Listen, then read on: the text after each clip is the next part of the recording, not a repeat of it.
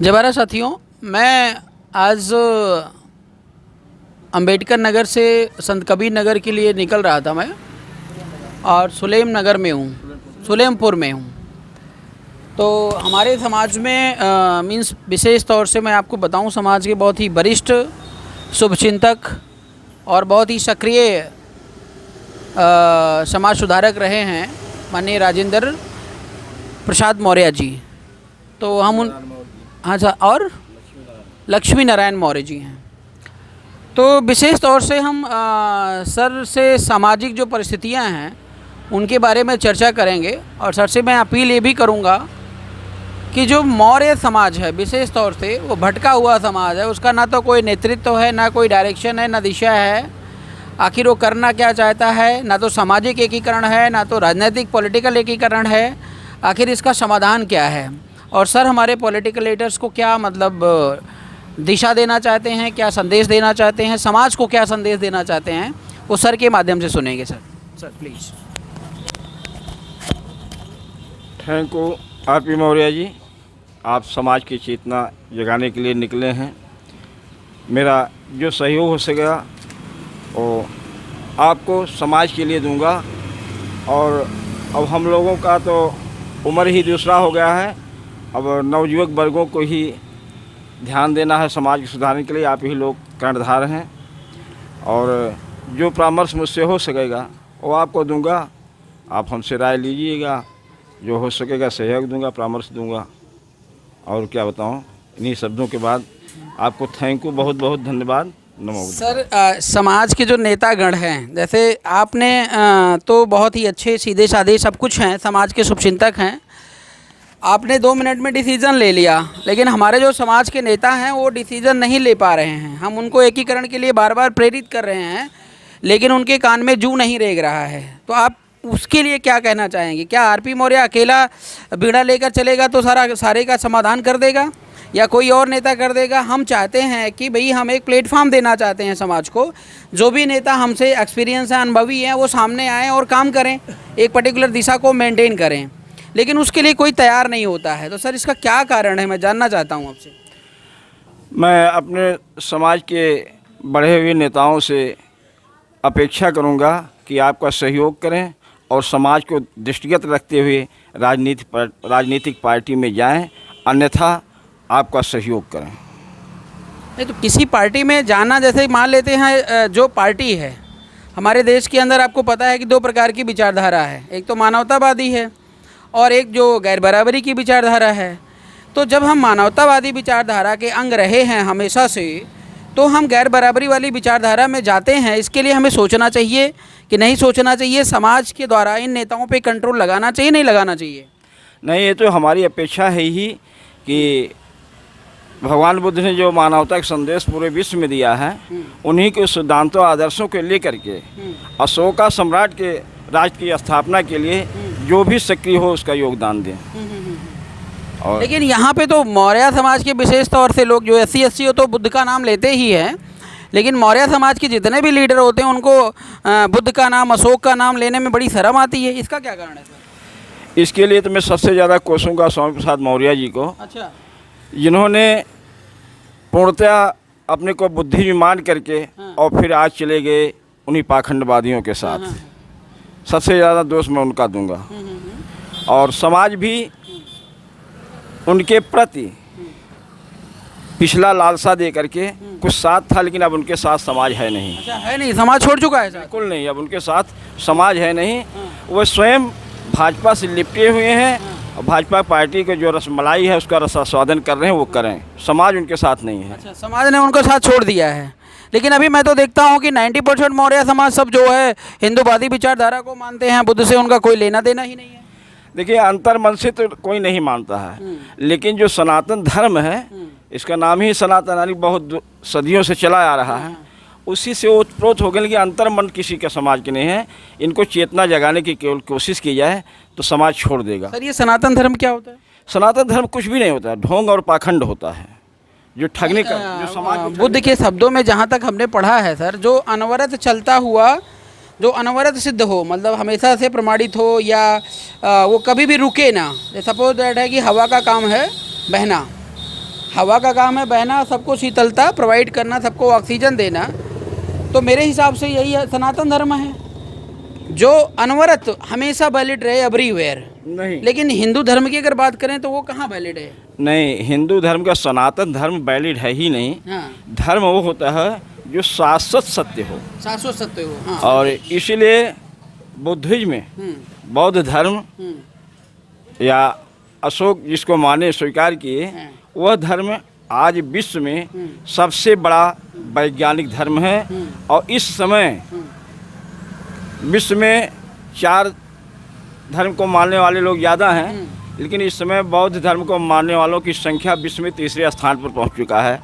जैसे जैसे समाज पढ़ा लिखा हो रहा है, वैज्ञानिक तथ्यों को जान रहा है, वो बौद्ध धर्म को ही मानने के लिए तैयार है। बौद्ध धर्म को कोई काट नहीं सकता, ये शाश्वत सत्य है। शाश्वत का मतलब होता है जो सार्वभौमिक हो, यानी पूरे विश्व में लागू हो ही नियम, उसको काटा न जा सके, और त्रिकालिक हो, यानी तीनों काल, भूत वर्तमान भविष्य में ही सत्य हो, वही शाश्वत धर्म होता तो है। भारत में इसके पतन का क्या कारण है? भारत में बुद्धिज्म को बहुत कम लोग मानते हैं। भारत में पतन के कारण जब आर्य आए, वहीं से अपना भारत का समाज वर्तमान सिचुएशन में जो ये दबता जा रहा है, उठ नहीं रहा है, या लोग मानने थे, हमारे ही लोग जो है नहीं मानते हैं। हम कहते हैं बुद्ध आपके पिताजी थे, या आपके जो है पुरखे थे, या आपके जो है मतलब ऐतिहासिक धरोहर हैं, लोग तब भी उनको मानते नहीं हैं। क्या कारण है इसका? मानने का मतलब यही है, लोग गहराई से सोचते नहीं। भगवान बुद्ध ने कहा कि किसी बात को तब मानो, पहले उसको जानो, सोचो, समझो, तब मानो। लेकिन हमारा समाज या और भी समाज हिंदू धर्म का अभी सोचने की कोशिश नहीं करता। जैसे जैसे सोच रहा है, सनातन धर्म को ठेंगा दिखाते चला जाएगा। इसलिए कोई सत्य नहीं है, वो सार्वभौमिक सत्य नहीं है, शाश्वत सत्य नहीं है। मतलब आप ये कहना चाहते हैं, हाँ, आप ये कहना चाहते हैं समाज लोगों को बस में करना हो तो चमत्कार दिखाना जरूरी है, और तथागत गौतम बुद्ध ने कभी चमत्कार दिखाया नहीं। और बुद्ध को समझने के लिए दिमागी जो स्तर है वो थोड़ा लेवल का होना चाहिए, तभी आप समझ सकते हो, ये कहना चाहते हैं ना? सनातन धर्म में जो चमत्कार दिखाए गए हैं, उसकी भी अगर खोज की जाए, कायदे से सोचा समझा जाए, तो चमत्कार कुछ नहीं है। जैसे एक मदारी आता है और कहता है कि अभी मिट्टी से मैं मंत्र पढ़ के आग लगा दूंगा, तो क्या होता है, विज्ञान पढ़ा वो जानता है, एक ऐसा मैंने तत्व होता है, उसको पानी पर फेंकने पर वो जल जाता है। तो इस चमत्कार लोगों को अंधेरे में रख करके कि देखिए मैंने मंत्र पढ़ा, ये मंत्र से जल उठा, हाँ, तो वही चमत्कार और अपनी ताबीज बेच देता है। वही काम सनातन धर्म वाले करते हैं, जिसका अब मूल रूप से अंदर से प्रगाढ़ बनाने के लिए भाजपा पार्टी तैयार है। मनवादी लोग, बिल्कुल बिल्कुल। ये पार्टी मनवादी। तो सर, स्वामी प्रसाद जी से आप नाराज़ हैं, और माननीय केशव प्रसाद मौर्य जी से क्या आपका संबंध है? स्वामी प्रसाद मौर्य जी भाई हमारे समाज के सम्मान सबका करता हूँ, लेकिन जो समाज को लेकर के चले उसका सम्मान करता हूँ। हमारे समाज की सुनवाई नहीं हो रही। स्वामी प्रसाद मौर्य जी ने, सर केशव प्रसाद जी ने तो पूरा वादा किया था कि भाई हमें मुख्यमंत्री बनाओ तो हम सब कुछ करेंगे। वोट तो आप लोगों ने उन्हीं को दिया था पिछले चुनाव में। वादा तो भाजपा ने भी किया था, प्रदेश अध्यक्ष बनाया था। हमारा समाज समझा कि हो सकता है अगर भाजपा जीत जाती है तो मुख्यमंत्री केशव प्रसाद मौर्य ही बनेंगे, और उनको दरकिनार कर दिया कि, लेकिन फिर भी अपने स्वार्थ बस अभी चिपटे हुए कि कुछ ही पा जाएं। समाज को ताक पर रख दिए हैं, समाज की अनदेखी हो रही है। समाज क्या पा रहा है इससे? तो आपकी समस्याएं, जैसे आपका डिप्टी सीएम है, तो समस्याएं आपकी हल नहीं हो रही हैं। आपने ऐसे बहुत सारे उदाहरण देखे होंगे जिसमें कहते तो हैं हमने कि हम सारी समस्याओं का समाधान कर रहे हैं, आप कह रहे हैं कि नहीं हो रहा है। डिप्टी सीएम होते ही समाज की बात ही छोड़ दीजिए, पूरे बैकवर्ड समाज का वोट लिया भाजपा, और बैकवर्ड समाज का ही अनदेखी कर रहे हैं। अभी स्कॉलरशिप जब बटा तो सभी लोगों ने जाना कि सामान्य ओबीसी और एससी एसटी के लिए बराबर धन मुहैया करा दिया, जबकि 21% एससी एसटी है, ओबीसी है 54%, सामान्य है 15%, सबको बराबर धन दे दिया। तो माकूल सी बात है कि सामान्य के लोग जब उतने धन पाए हैं, उनकी संख्या 15 है, तो उनके बच्चों को 50% से नीचे पाने वालों का भी स्कॉलरशिप आ गया, और बैकवर्ड की संख्या ज़्यादा होने के कारण इनका 68% तक वाले भी नहीं पाए हैं।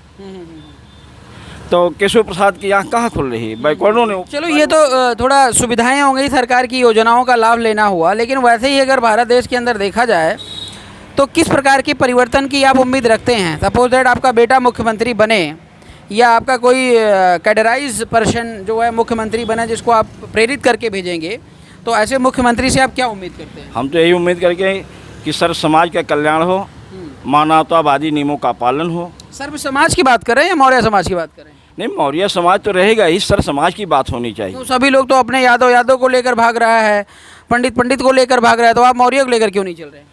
ऐसा नहीं होना चाहिए, लेकिन अगर ऐसा होता है तो आप पीछे रह जाएंगे। आप अपने समाज को लेकर के चलिए। इसलिए कहा गया कि जैसे देखे गांव का रीत वैसे उठाओ यापन भी। अगर सभी नेता अपने समाज को लेकर चल रहे हैं तो हमारे नेता, हमारे समाज के नेताओं को भी चाहिए कि अपने समाज को लेकर के चले। लेकिन हमारे समाज के नेता तो अपने समाज को कतई नहीं देख रहे हैं, और भाजपा में तो भाई वही सवर्णों का चल रहा है, वो अपना समाज देख रहे हैं।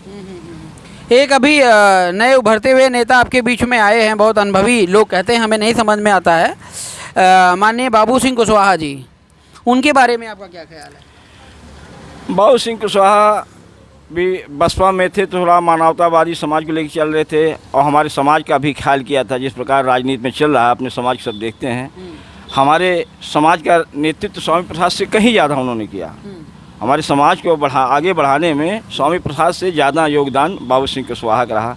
लेकिन विडम्बना है, अब क्या उनकी सोच है, कई बार पार्टी बदले, बसपा से निकाले तो नहीं कि निकालना पड़ा मजबूरन। लेकिन उनकी सोच क्या है, कई पार्टी बदल चुके हैं। हम तो चाहते हैं कि समाज को आगे करने के लिए समाज का नेतृत्व करें, और जो पार्टी समाज का नेतृत्व कर रहा हो उसका समर्थन करें। तो नहीं, जैसे समाज का नेतृत्व तो ठीक है, तो क्या अगर समाज साथ दे तो बाबू सिंह कुशवाहा जी जो है आपके समाज का भला कर सकते हैं? पूर्णतः सक्षम हैं? अगर सिद्धांत बदल दिए हैं तब तो नहीं कर सकते हैं, और वो सामाजिक रूप से समाज को जगावें, फिर से समाज में आवें।